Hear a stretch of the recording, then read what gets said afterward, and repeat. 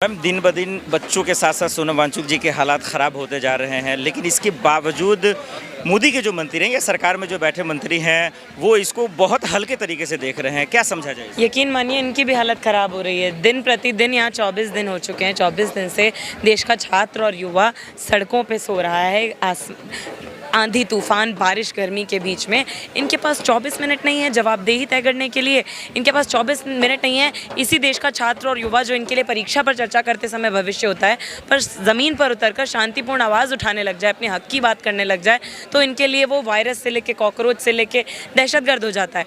आज इनको बताने की ज़रूरत है। हमने यहाँ 13वें दिन KYS ने इस मरी हुई शिक्षा व्यवस्था की 13वीं निकाली थी। उसके बाद हमने अगले दिन PMO ऑफिस में एक चार्जशीट दाखिल करी, 23 पॉइंटर चार्जशीट कि सिद्ध प्रमाणों के साथ क्या क्या आरोप हैं शिक्षा मंत्री जी पर। कोई जवाब नहीं आया। कल हमने यहाँ पर जनता की अदालत का आयोजन किया, जिसमें कटघरे में खड़ा किया गया धर्मेंद्र प्रधान जी को, और देश के अलग अलग हिस्सों से छात्र आए, स्कूल से, सरकारी स्कूल से, जो कोचिंग सेंटर से भी धोखा खाए गए हैं, जो SOL के स्टूडेंट्स हैं, ओपन के स्टूडेंट्स हैं, IGNOU के हैं, जो सफाई कर्मचारियों के बच्चे हैं, वो आज ये सवाल पूछ रहे हैं कि ये व्यवस्था जो हमें बता रही है कि आपकी जेब देखकर तय होगा कि आपके बच्चे को बेहतर शिक्षा मिलेगी कि नहीं, पेपर लीक मुक्त भारत मिलेगा कि नहीं, उसको सम्मानजनक रोजगार मिलेगा कि नहीं, ये व्यवस्था आखिर कब तक चलेगी। धर्मेंद्र प्रधान जी से पूछिए आप सीधे सीधे कि जो कंधों पर जिम्मेदारी शिक्षा व्यवस्था की लेके बैठे हैं, किसी ने मजबूर किया था क्या कि आपको शिक्षा मंत्री बनना है? आपने खुद चुनाव लड़के चिंगाड़ के कहा कि मुझे शिक्षा मंत्री बनाओ। अब जब बना दिया है, सारी व्यवस्था की जिम्मेदारी लिए बैठे हैं आप अपने कंधों पे, तो अपने बच्चे को क्यों नहीं भेज रहे हैं सरकारी स्कूल? क्यों नहीं भेज रहे हैं? जो भाजपा शिक्षक मंत्री का है, BJP राष्ट्रीय अध्यक्ष जी का है, उसे तो ये लग रहा है कि वो इस आंदोलन को जो है हल्के में ले रहे हैं, लेकिन मोदी जी, अमित शाह जी भी खामोश है। देखिए, जो भी कह रहे हैं कि निपट लेंगे, निपटा उससे जाता है जिससे खतरा महसूस हो ना। तो निपटने की बात तभी हो रही है जब खतरा महसूस हो रहा है। ये देश की आज पानी इस कदर सर से ऊपर निकल चुका है कि परीक्षा लीक से लेकर शिक्षा लीक की जो पूरी पाइपलाइन है जगह जगह से फटी हुई है।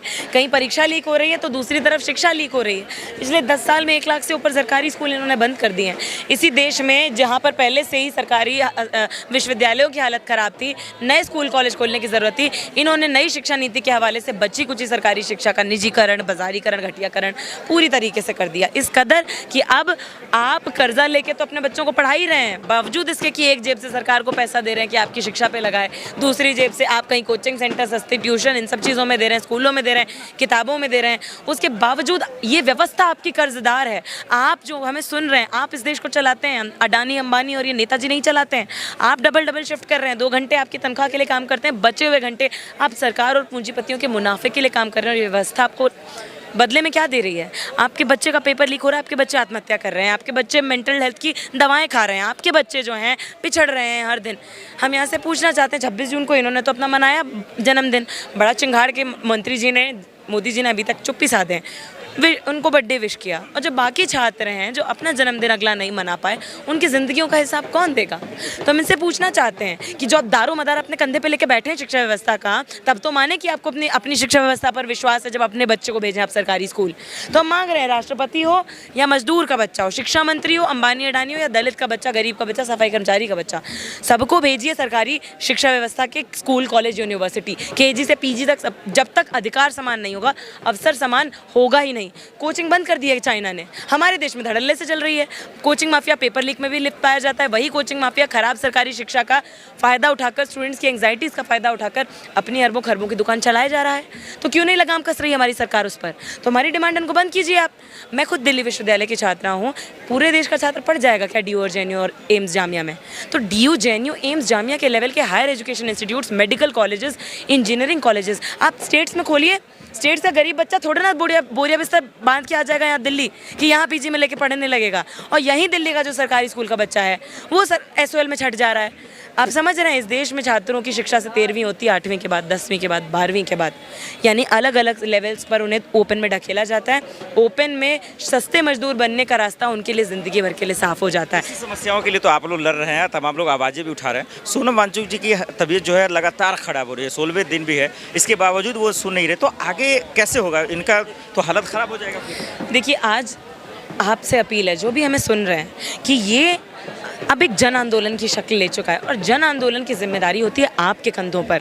सुन रहे हैं ना, आपके कंधों पर है जिम्मेदारी इस जन आंदोलन की कि आपको ज़मीनी स्तर पर जहाँ पर भी हैं वहाँ पर उतर कर इन मांगों को उठाना पड़ेगा और आंदोलन को मजबूत करना पड़ेगा। हर पीढ़ी को अपने हिस्से के अधिकार खुद लड़कर जीतने पड़ते हैं। कोई मसीहा बाहर से नहीं आएगा, कोई रॉबिन हुड नहीं आएगा। आपको व्यवस्था में बुनियादी बदलाव की लड़ाई लड़नी है जो लंबे समय से चल रही है।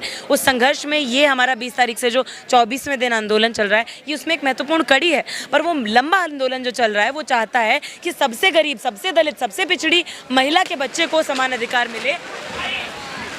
वो संघर्ष हमें लड़ना पड़ेगा। तो आप ज़मीनी स्तर पर उतरिए, आप जन आंदोलन को मजबूत कीजिए, इसकी बागडोर अपने कंधों पर लीजिए। लड़ाई पढ़ाई साथ साथ नहीं करेंगे, काम के साथ आंदोलन में अपनी आवाज़ नहीं देंगे तो देखिए बहुत पीछे पिछड़ते चले जाएंगे। पीढ़ियों को बचाने की लड़ाई है, सपनों को बचाने की लड़ाई। सवाल ये है, माफ़ी चाहता हूँ, ये सवाल तो नहीं लेना चाहिए, लेकिन अब हालात वैसे बन रहे हैं कि खुदा न खास्ते अगर कुछ हो जाता है सोनम वांगचुक जी को, तो क्या ये तमाम मोदी के मंत्री इस्तीफा देंगे? तब कम से कम सुनेंगे।